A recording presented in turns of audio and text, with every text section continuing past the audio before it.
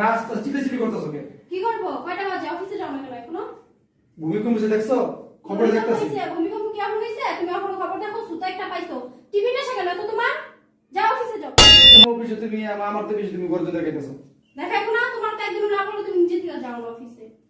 আচ্ছা যে জ্যাকেটটা লাগাই দাও। আসো না। আবার কি? ঈশা তো আসছে দেখলাম।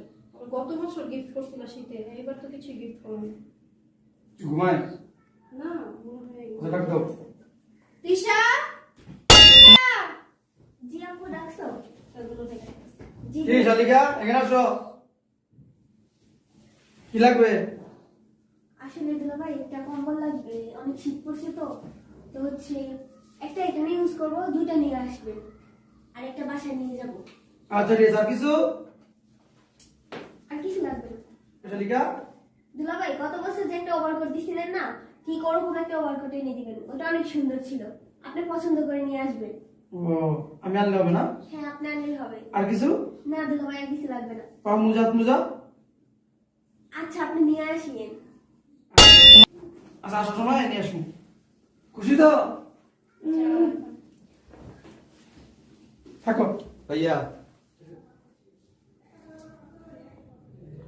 ভাইয়া আমি আর বাবা ঘুমাই তো, শীতকাল এসে পড়ছে, একটা পাতলা চাদর গায়ে দিয়া শীত মারে না।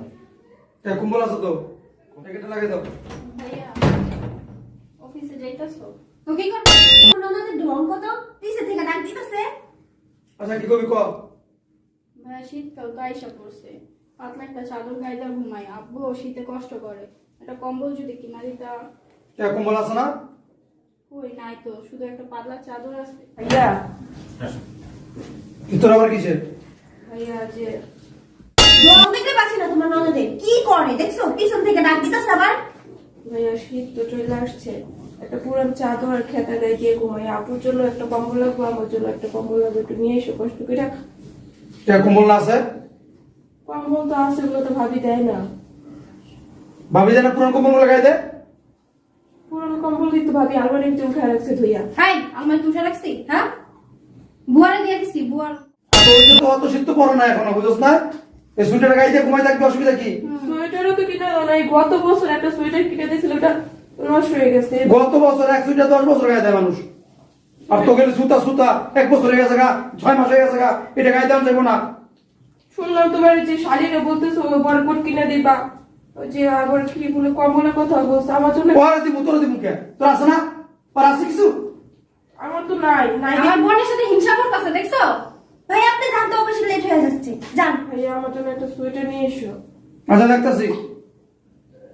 জিনিস কিনে দাও, যত্ন নাই কোনো, নষ্ট করে ফেলা। প্যাকেট লাগাই।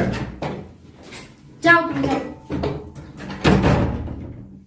দেখছো তোমার ননদ? চলো।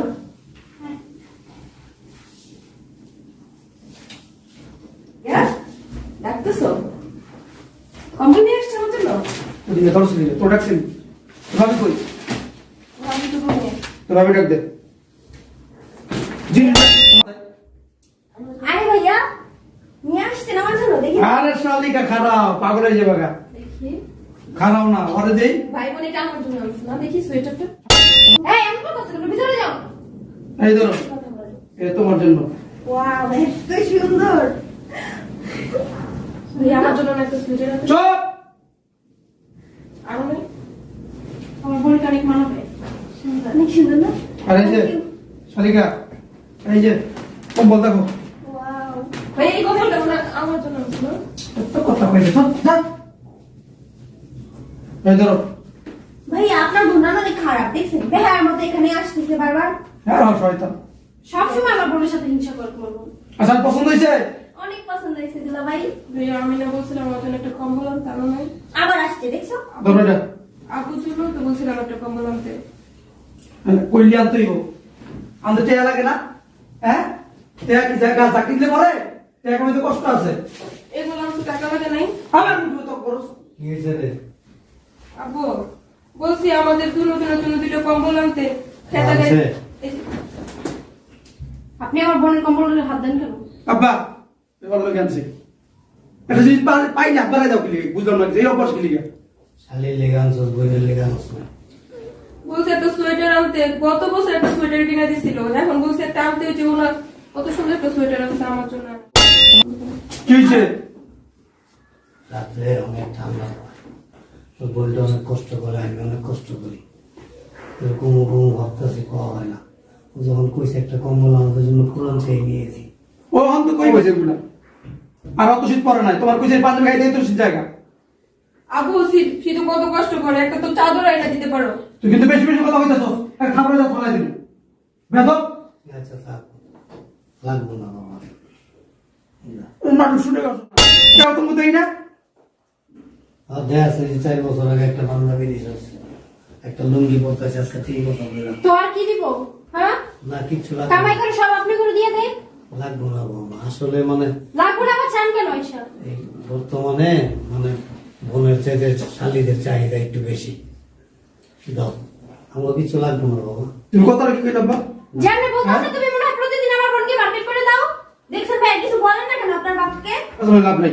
শোনো, হ্যাঁ তো? যে কোমরগুলো আছে পুরান, ওগুলা গাইতে ঘুমাইবা, কত শীত হয় না। এবার শীত বেশি হোক, তারপর দেখবো না আমি। আচ্ছা ভিতরে যাও, আচ্ছা, বেশি কথা বলেন। যাও ভিতরে যাও।